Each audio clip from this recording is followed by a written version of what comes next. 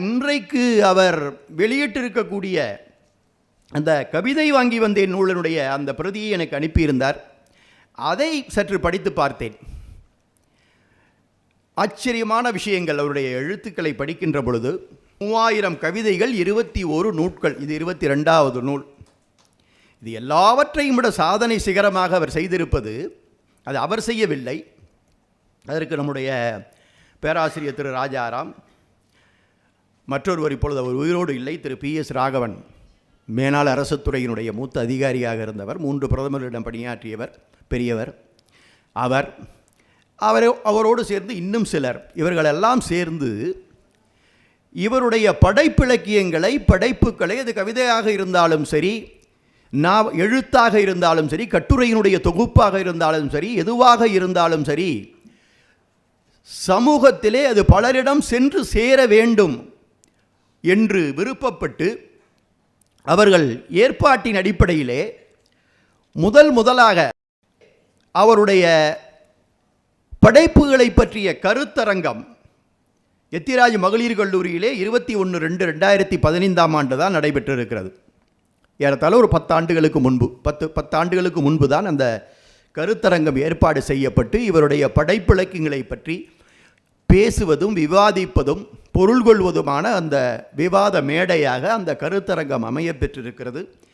அதற்கு பிறகு மதுரையிலே 2015 அதே ஆண்டிலேயே மதுரையிலே திருமலை நாயக்கர் கல்லூரியிலே 2வது கருத்தரங்கம், பிறகு கிருஷ்ணகிரியிலே 3வது கருத்தரங்கம் என்று மெல்ல மெல்ல கருத்தரங்கங்கள் நடைபெற்று இன்றைக்கு நிலைமை 125 கருத்தரங்குகள் இவருடைய படைப்புகளிலிருந்து நடைபெற்றிருக்கின்றன.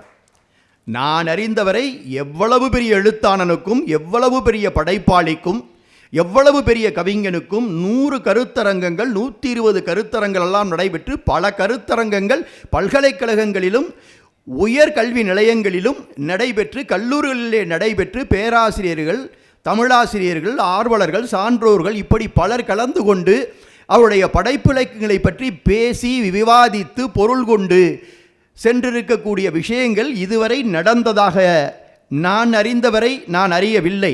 திருமதி சோபனா ரவி அவர்கள் ஒரு நூல் எழுதினாராம், ஒரு புதினம், தி ஆஸ்பீஷியஸ் என்று சொல்லி. அந்த நூலை வெளியிடுவதற்காக ஒரு விழா ஏற்பாடு செய்திருக்கிறார்கள். அந்த விழாவிலே அந்த நூல் வெளியிடப்பட்டிருக்கிறது. அதிலே கலந்து கொண்டு பலர் பேசியிருக்கிறார்கள். அதிலே இவருடைய இலக்கிய படைப்புகளை தூக்கி நிறுத்துவதிலே முன்னோடியாக இருந்த ஒருவர் திரு ராஜாராம் அவர்கள், அவர் இங்கே இருக்கிறார். இன்னொருவர் மறைந்த திரு ராகவன் அவர்கள், IAS ஆஃபீஸர், அவர் பேசியிருக்கிறார்.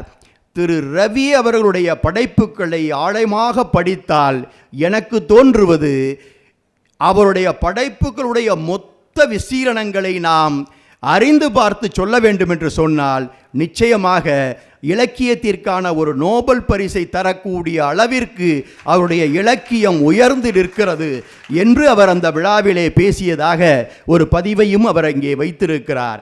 உண்மை. காரணம் என்னவென்று சொன்னால், ஒரு மனிதன் படைப்பிலக்கியத்தை பற்றி பேசுகின்ற பொழுது எல்லோரும் எழுதுவதை தானும் எழுதுவது, எல்லோரும் சொல்வதையே தானும் சொல்வது, அதிலிருந்து கொஞ்சம் இதிலிருந்து கொஞ்சம் என்று எடுத்து போட்டு எழுதுவது என்கிற நிலைகளிலிருந்தெல்லாம் மாறி, ஏனென்று கேட்டால் இவருடைய கவிதைகளே கூட சொல்வார்களாம், மரபு கவிதையிலும் சேராமல் புது கவிதையிலும் சேராமல் வேறு ஒரு தனி கவிதையாக உன்னுடைய கவிதை இருக்கிறதே என்னப்பா என்று இவரிடம் கேட்கும் பொழுது அவர் சொல்லுவாராம், நான் எழுதுவது புது கவிதை அல்ல, புது கவிதை, ஒவ்வொரு தரமும் புதிதாக கவிதையை எழுதுகிறேன் என்று விளையாட்டாக அவர் சொல்லுவாராம்.